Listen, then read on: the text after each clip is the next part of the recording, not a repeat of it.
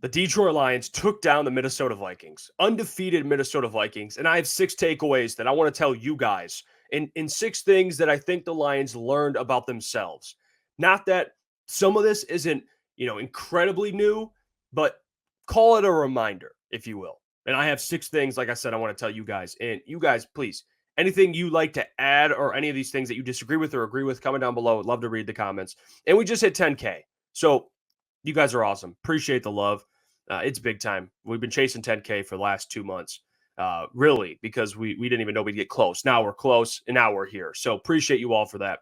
The first takeaway and the first thing that I think the Lions learned yesterday, and this they did learn. I know yesterday confirmed this. It had to have, given the stakes. But the Lions have found their franchise kicker. Their first franchise kicker under Dan Campbell, under Brad Holmes, in this regime. Jake Bates is perfect on the year. He has not missed. 10 of 10.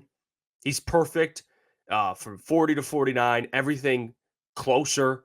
He hasn't kicked anything 50 plus. They haven't really needed him to because the Lions have been punching it in and scoring points, which is honestly even more impressive because I think kickers, you tend to get in a rhythm. When you're playing for like the Steelers, for example, who kick a lot of field goals.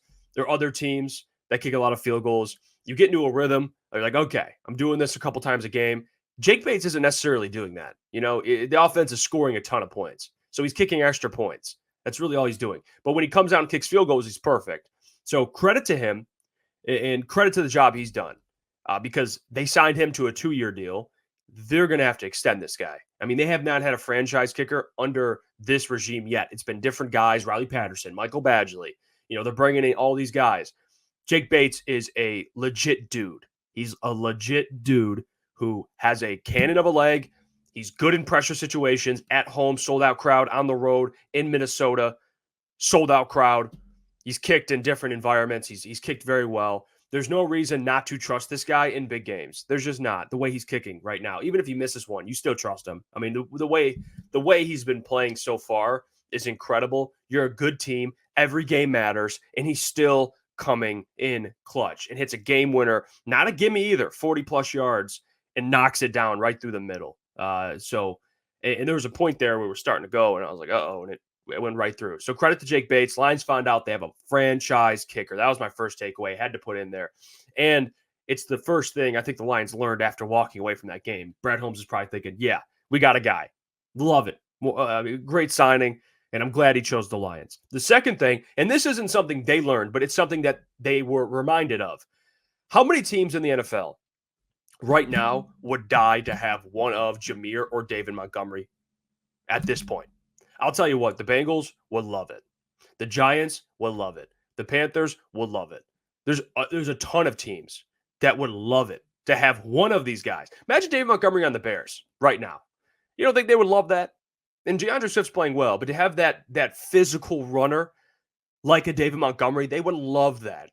And the Lions have 2 guys that are RB1s. 2 guys that are under contract, and 2 guys that complement each other very well. And they're running behind the best offensive line in football. I mean, Dave Montgomery is not having his best game. He gets hurt. He tries to come back. He doesn't look the same. He fumbles. Okay, most teams would say, well, that's our starter. We'll bring in our second or third string guy that's nowhere close to who the starter is. And we're just going to have to get by. Or you just stick with the guy because you don't have a choice. The Lions go, no, David, you're good. You've played well all season. Come on in, Jameer. Come get 160 scrimmage yards on the day.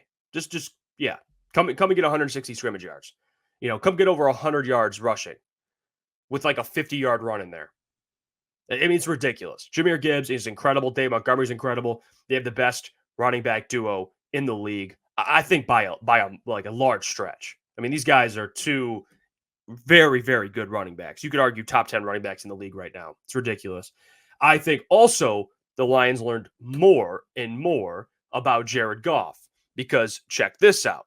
Jared Goff for the last 4 games, 76 of 91, 15 incompletions, guys, 83.5 completion percentage, 1,086 yards, 9 TDs, 1 pick, 141.8 passer rating, 4-0 record. He is undeniably playing at an MVP level. Now, would I say he's the MVP and do I think he'll win it? I don't think so, because you know how these things work. They're gonna find every reason not to give him the award. All right. I just think that's how it is. The offensive line or the run game, or I already know how it's gonna go. But if he keeps continuing to put up these numbers, given what his odds are, I mean, he was in the thousands, like plus 2,000, plus 3,000. I mean, you throw some money on that, I don't hate it.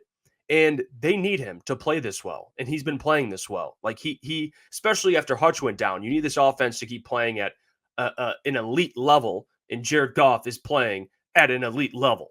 Like he is undeniably playing at that level. I mean, 83.5 completion percentage. Your completion percentage is in the 80s. Hell, in the high 60s. It's like, okay. 70s, very good.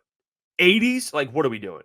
It's ridiculous. I mean, he's having a handful of incompletions a game. It's just, he's dialed in. He's in a flow, and it's a very dangerous flow, because this week you're going to take on the Titans, and then you got some big games coming up. And if Jared Goff continues to play the way he's playing, I would not be shocked if he creeps into the MVP conversation, at least top 5. I would not be shocked.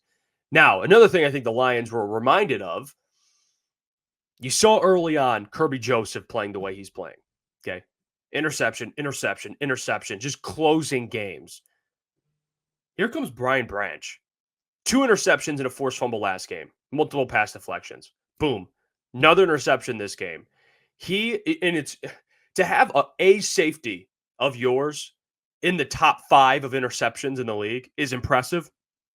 The Lions have two guys that are trying to chase the interception title, Brian Branch and Kirby Joseph.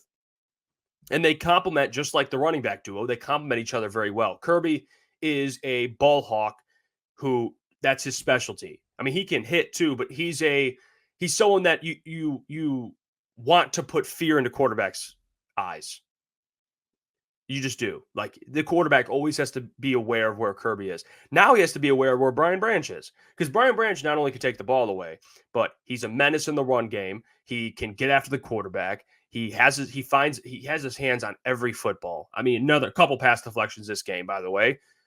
Interception. He almost had a punch out.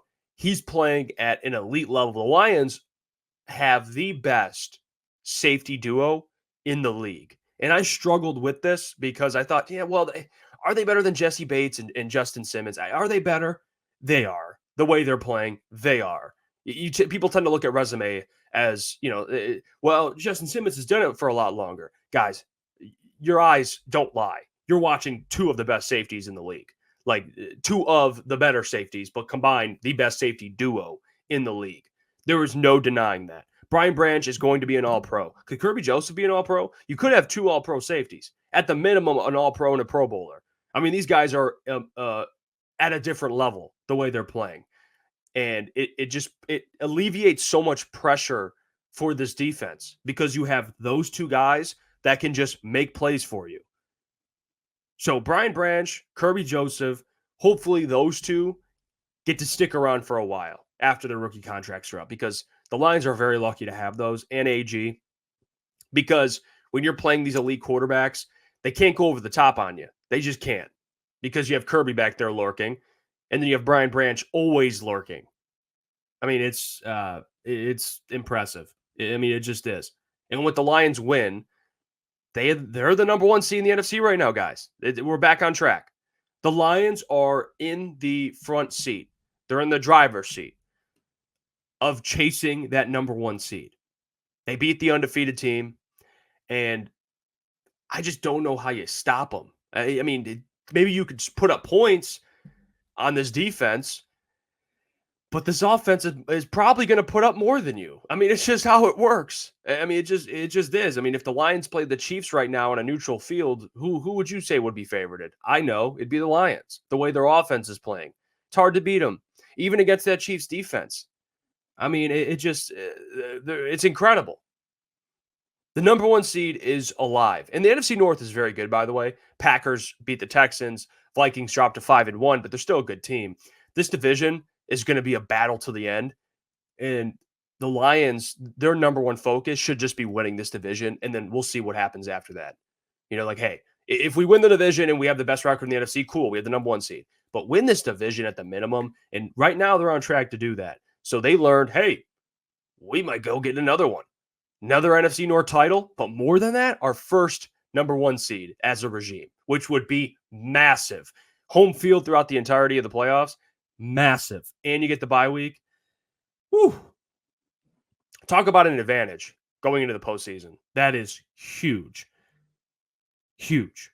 Now, I do want to bring this up. Now that we got all the positive things out the way, I thought the pass rush, I thought AG did a great job of adjusting and finding ways to exploit this Vikings offense a little bit. Like, hey, we're going to send some linebackers here or there. We're going to blitz some safeties. We're going to send the slot corner. We'll figure it out. He was very creative, and I do want to give a lot of credit to AG. But when you have 4 sacks in the game, which, again, is a good thing. I'm not trying to minimize that or anything. But when you have 4 sacks in the game and 3 of them come from your linebackers, to me, you guys, many people might look at that and be like, yeah, it's great. Your linebackers are playing great, which they are. But I look at that a little different. Like, you had 1 sack on the defensive line. It was Josh Paschal who ended up getting banged up. And Josh, by the way, played well. So that's not trying to minimize him either. They do need to add on this defensive line. I mean, when you guys watch that game, and you could rewatch it, Sam Darnold had so much time in the pocket.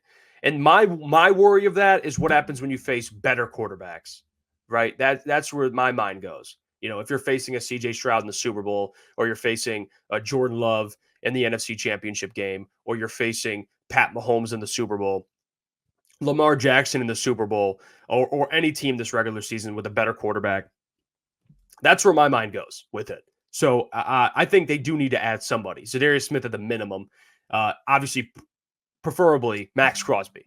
That's where my mind goes, and that's who I hope they can land. I mean, they're there. They have a good enough team to go win it. They just need some help to replace Aiden. I know you can't replace him, but Max would be a damn near close of a replacement. He's one of the best. They just need some help there, and it's not a negative thing. To me, it's just an obvious thing. Like, you had Pat O'Connor lining up at edge. Pat O'Connor, love him, but he ain't going to get the job done, and he played a lot of snaps, so they're going to have to figure that out. That's the one takeaway I do have that's negative. It just they got to figure out who are we going to bring in as just depth at the minimum. At the minimum. James Houston does not look like James Houston of his rookie year. And that's the obvious. So the Lions learned we need some pass rush help. I know Brad Holmes learned that. So on top of Bates being a franchise kicker, getting reminded the Lions have the best running back duo in the league, Jared Goff entering MVP conversations, the Lions having the best safety duo in the league, the number 1 seed being alive and well in the NFC North division title, and the pass rush needing help. Those are all things the Lions learned today, or on Sunday, excuse me. And I think it's pretty obvious. Am I off on any of that? If you guys want to comment down below and add anything else you think the Lions learned, please let me know. I'd love to read it. And if you think I have anything wrong, please let me know, because that's fine. I love engaging in discussions. That's what sports is about. Continue to support the channel. Subscribe, like the video as well. I mean, we just hit 10K. It's massive. Super blessed to be able to do this as a career. And also, get your merchandise, officialctsports.com. I'll catch you guys tonight on our live show, 8 p.m. to 10 p.m. Until then, I'll see you. Hey, what's going on there? It's Jeff Iafrate. Appreciate you for finishing the video. You can check out one of the videos here suggested, or show support by commenting, liking, and subscribing. And buy your merchandise, officialctsports.com.